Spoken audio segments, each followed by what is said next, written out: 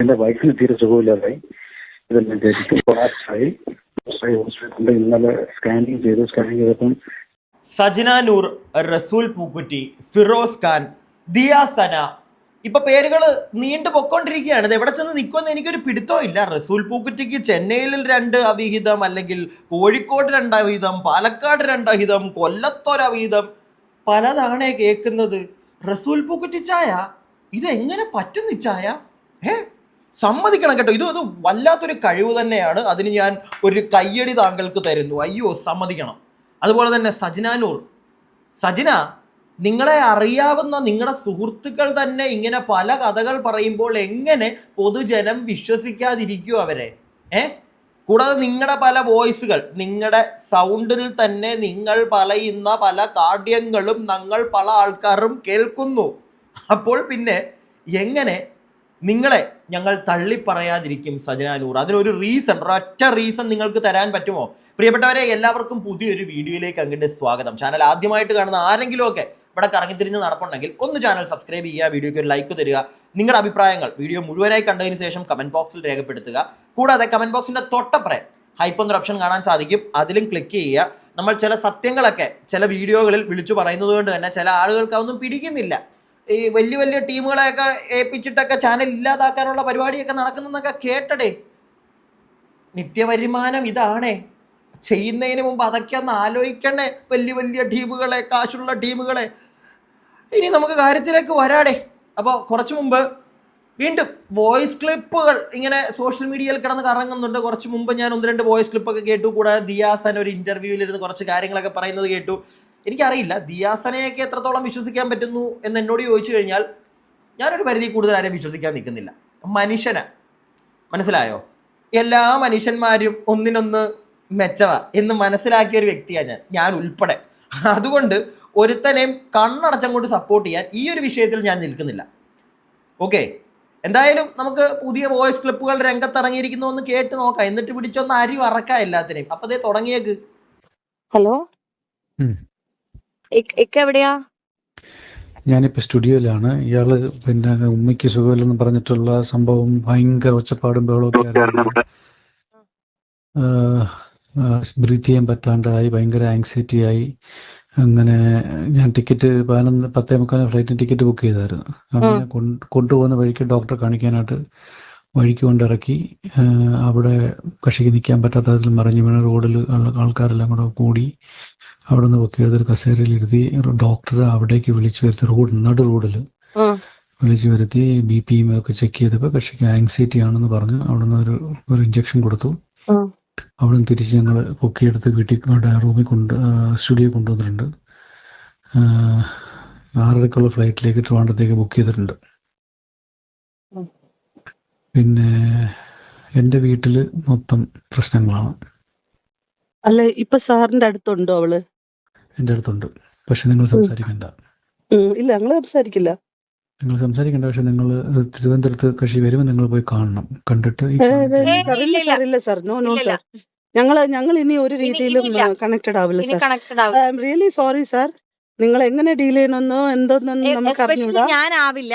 എന്നാ വെച്ചാൽ ദിയയ്ക്ക് അയച്ച വോയിസ് മെസ്സേജിലുണ്ട് ഇക്കായ്ക്ക് എന്നോട് ദേഷ്യാന്നാ പറഞ്ഞത്. അപ്പൊ അങ്ങനെയുള്ളടത്ത് പിന്നെ നമ്മൾ ഇക്കായ്ക്ക് വേണ്ടി പോലും ഞാൻ ഒന്നും ചെയ്യുന്നില്ല. കാരണം കഴിഞ്ഞ പ്രശ്നത്തില് ഇക്ക എന്നെ തെറ്റിദ്ധരിച്ച്, ഇക്ക ഒരു കാര്യം മനസ്സിലായി, കഴിഞ്ഞ പ്രശ്നത്തില് എന്നെ തെറ്റിദ്ധരിച്ച് ഇക്ക പറഞ്ഞെന്നാണ് പറയുന്നത് ഞാനാണ് കുഴപ്പങ്ങൾ ഉണ്ടാക്കിയെന്ന്.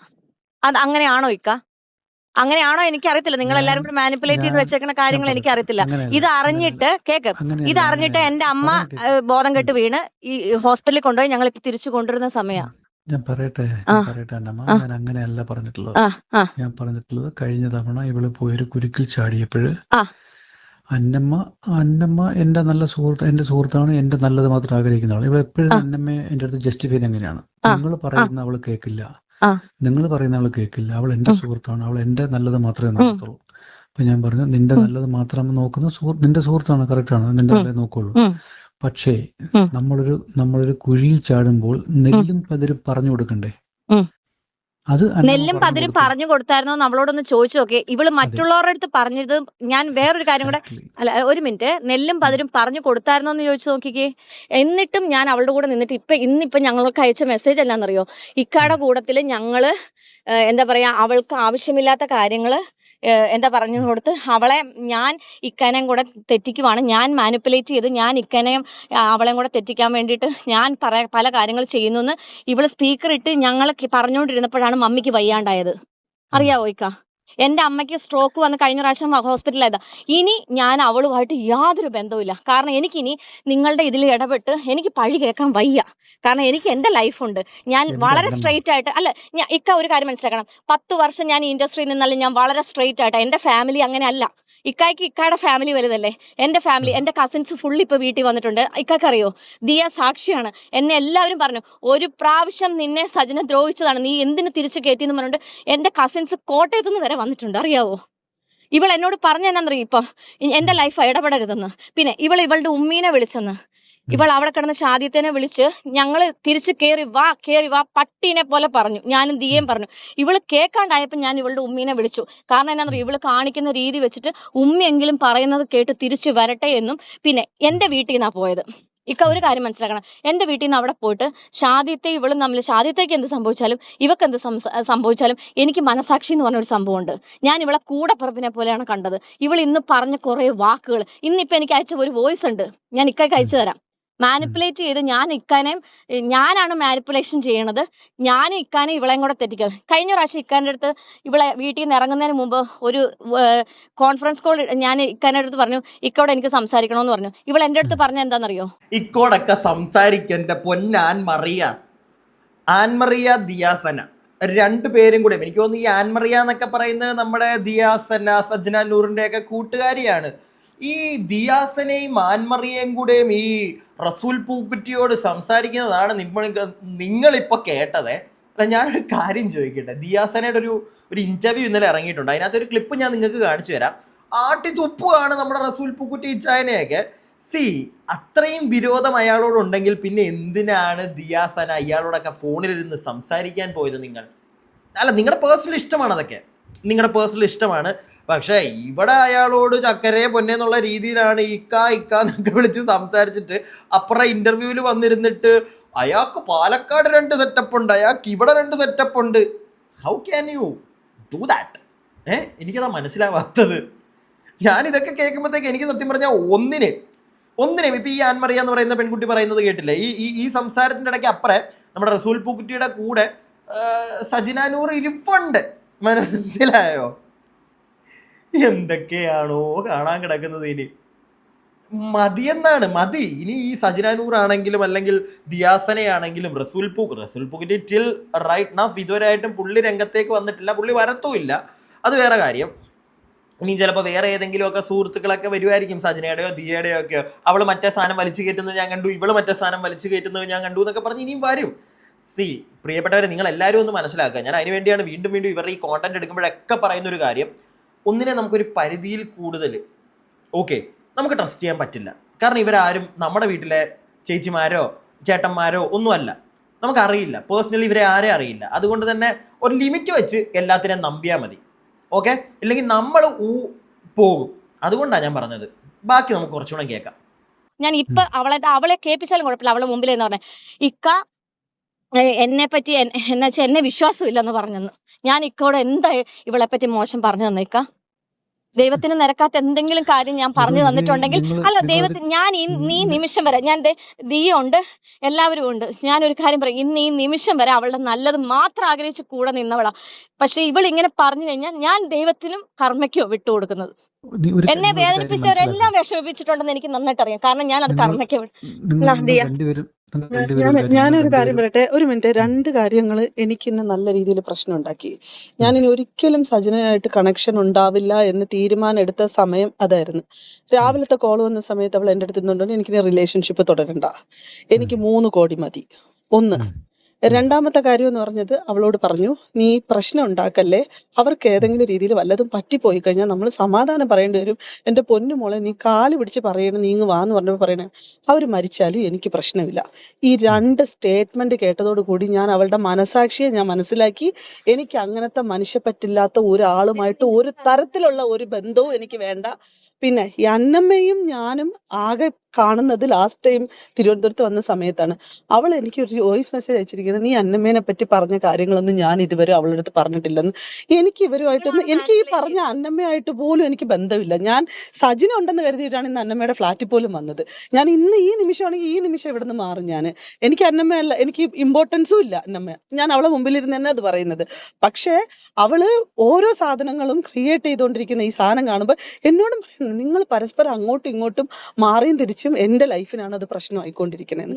ഞാനൊരു കാര്യം പറയാം, നിങ്ങൾ രണ്ടുപേരും ഒരു കാര്യം മനസ്സിലാക്കും, നിങ്ങൾ രണ്ടുപേരും അയാളുടെ സുഹൃത്തുക്കളാണ്. അപ്പൊ എന്തുമാത്രം എനിക്ക് നിങ്ങളോട് പറയാൻ പറ്റുമെന്ന് എനിക്ക് അറിയത്തില്ല സാർ. ഞങ്ങളിപ്പോ പറയാണ്, ഷാദിത്തായിട്ട് ബന്ധപ്പെട്ടിട്ട് അവർക്ക് എന്തെങ്കിലും സഹായം നമ്മളിൽ നിന്ന് ആവശ്യമുണ്ടോ? ഞാൻ ഇപ്പോഴും നിങ്ങളൊപ്പമല്ല നിൽക്കുന്നത്. ഞാൻ പറയണം, കാരണം നിങ്ങളും കൂടെ കാരണം തന്നെയാണ് അവളുടെ റിലേഷൻഷിപ്പിനകത്തുള്ളത്. അത് നിങ്ങൾ മാത്രം തീരുമാനിച്ച് എന്താന്ന് വെച്ചാൽ ആയിക്കോ.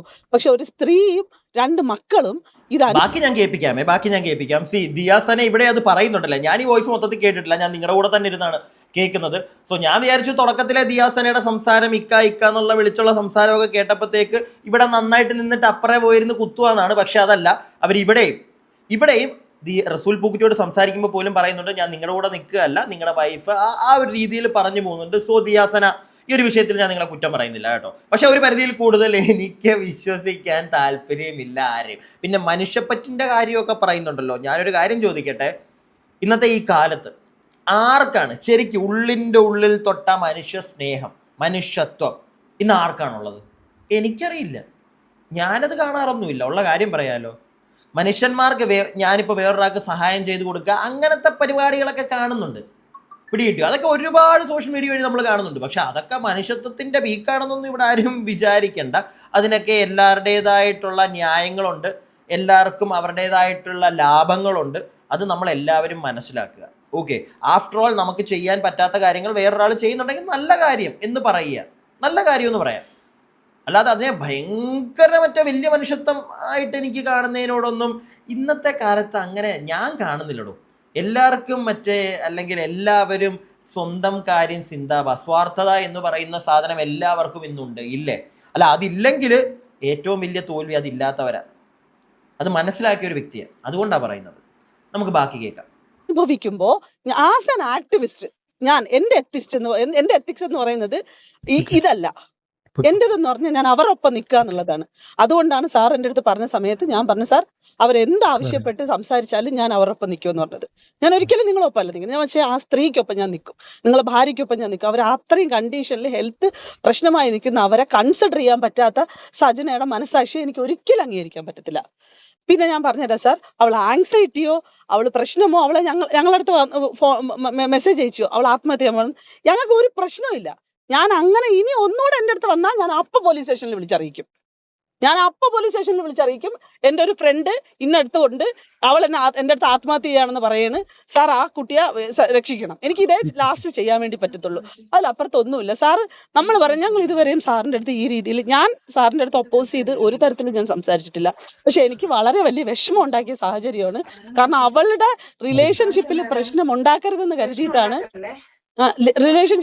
ഉണ്ടാക്കരുതെന്ന് കരുതിയിട്ടാണ് അവൾക്ക് ഒപ്പമാണ് ഞങ്ങൾ നിന്നിട്ടുള്ളത്.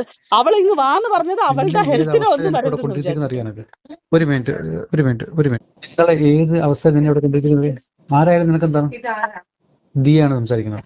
ദിയ, എന്തിനാണ് എന്റെ ഫ്രണ്ട്സിനോട് സംസാരിക്കേണ്ട ആവശ്യമുണ്ട്?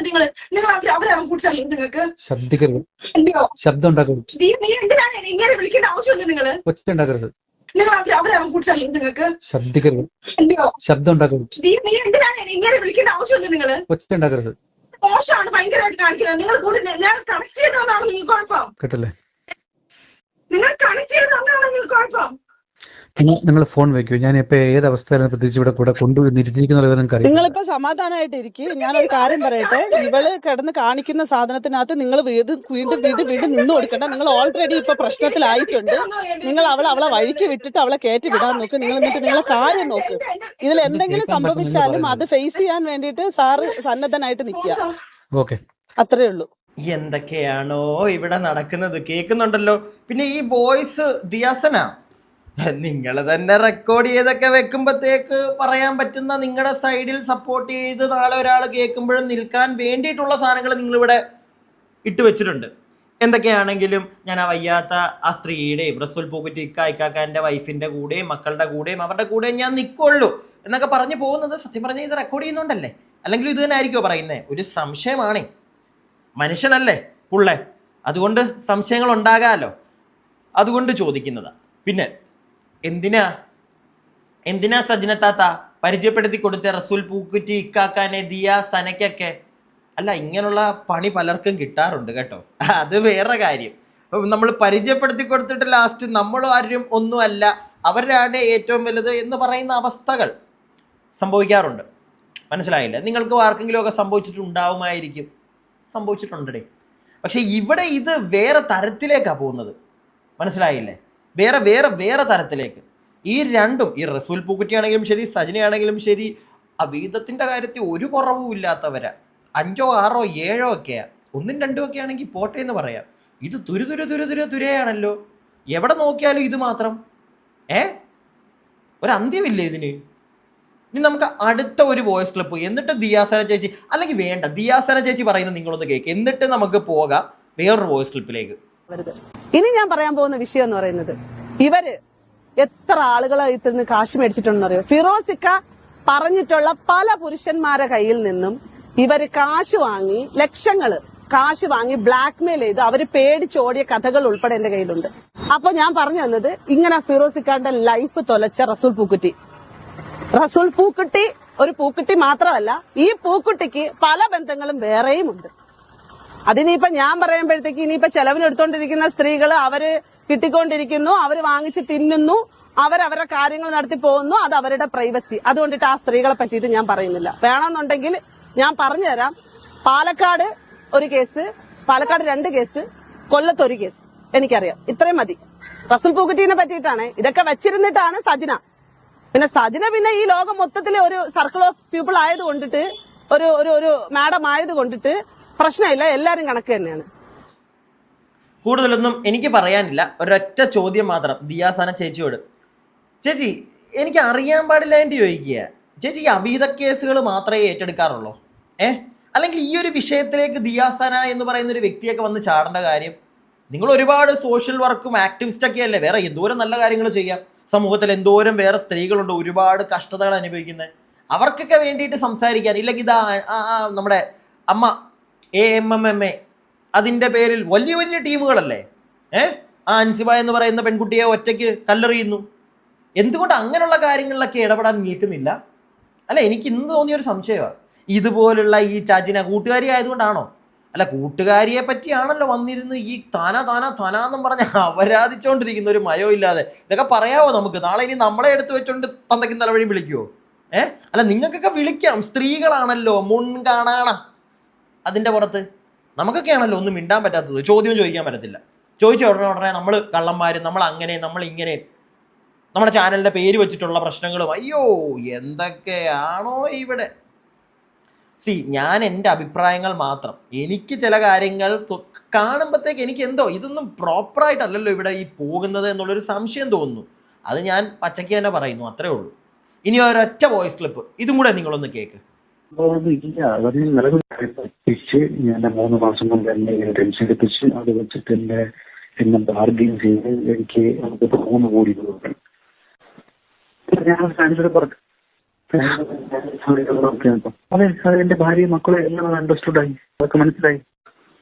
പിന്നെ ഈ പുള്ളി നിർബന്ധമായിട്ടും മീറ്റിംഗ്, അതായത് ഞാൻ ഇവിടെ ഇത്രയും വിഷയം ഉണ്ടാക്കി, എന്റെ കുടുംബം പ്രശ്നമാക്കി. അതിനാണ് എല്ലാ കാര്യങ്ങളൊക്കെ അറിഞ്ഞത്. ഇവള് ഇട്ടൊരു മെസ്സേജ്, പിന്നെ ഇവളിപ്പോ പ്രൂവ് ചെയ്യാൻ കാണിച്ച പരിപാടി എന്ന് പറഞ്ഞാൽ, ഞാൻ മൾട്ടിപ്പിൾ ആൾക്കാരായിട്ട് ബന്ധം ഉണ്ടാക്കി തീർക്കും.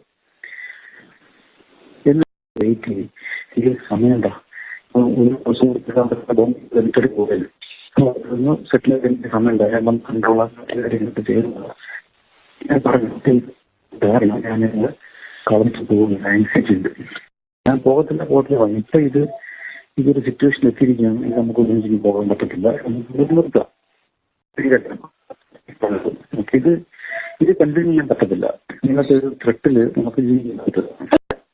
അതെ ഞാൻ അതാണ് ചെയ്യുന്നത്, അതാണ് ചെയ്യാനുള്ള ശ്രമത്തിലാണ് ഞാനിപ്പോ. പിന്നെ പക്ഷെ അതിനെ ഇവള് ഡിമാൻഡ് ചെയ്യുന്നത് ഇഷ്ടമാണ്, അതിനെ അവൾ ഡിമാൻഡ് ചെയ്യുന്നത് പണമാണ്. സെറ്റിൽ ചെയ്യാൻ മാത്രമേ നടക്കുള്ളൂ. 3 കോടി രൂപ എന്റെ ഇരിക്കുന്നു. ഞാൻ ആൾറെഡി അവൾക്ക് എന്റെ അക്കൗണ്ടിൽ നിന്ന് 40 lakhs 39% പൈസ ഞാൻ കൊടുത്തിട്ടുണ്ട്. So far from 23 September onwards I have paid her almost 40 lakhs. അത് കൂടാതെ ഡയമണ്ട് റിങ്, മോതിരം, വാച്ച് അതിന്റെ കഴുത്തിൽ കിടക്കുന്ന 10 ഗ്രാമിന്റെ ലോക്കറ്റ്, അതിന് മുമ്പുള്ള ലോക്കറ്റ്, മാല, ഇതല്ലാതെ ഇവർക്ക് ജീവിതത്തിൽ ഒരു മനുഷ്യന് ഒരു സാധനം വാങ്ങിച്ചു കൊടുത്തിട്ടില്ല. അത് കഴിഞ്ഞ 10-20 ലക്ഷം രൂപ. ഇവളെ എന്നോട് ചോദി ഭയങ്കര കളി കളിച്ചിട്ടുണ്ട്. എന്ന് വെച്ചാൽ ഇവള് കാരിയാണ്, അതുകൊണ്ട് പിന്നെ ഇവള് പ്രൊട്ടക്ഷൻ എന്ത് സംഭവിച്ചാലും ഉപയോഗിക്കത്തില്ല. എന്നോട് കള്ളം പറഞ്ഞിട്ട് ഇവളിപ്പം പീരിയഡ്സ് എന്നിട്ട് ഇപ്പോൾ പറഞ്ഞപ്പോൾ ഇവിടെ നിർബന്ധിച്ച് എന്നെ കൊണ്ട് ശാരീരികം കൊണ്ട് കഴിച്ചിട്ടുണ്ട്. അപ്പൊ എനിക്ക് അതൊരു പേടിയുണ്ട്. ഞാൻ അടുത്ത മാസം നെക്സ്റ്റ് മന്ത് വല്ലതും പ്രശ്നമാകുമോ എന്നൊരു പേടിയുണ്ട്. എന്റെ വൈഫിന് തീരെ സുഖമില്ലാതായി, ഇതെല്ലാം കേട്ടിട്ട് കൊളാപ്സായി ഹോസ്പിറ്റലിൽ ഇന്നലെ സ്കാനിങ് ചെയ്തപ്പം ബ്രെയിനിന് കംപ്രഷൻ ആയിട്ടുണ്ട്. അത് സീരിയസ് ആണ്. കക്ഷിയെ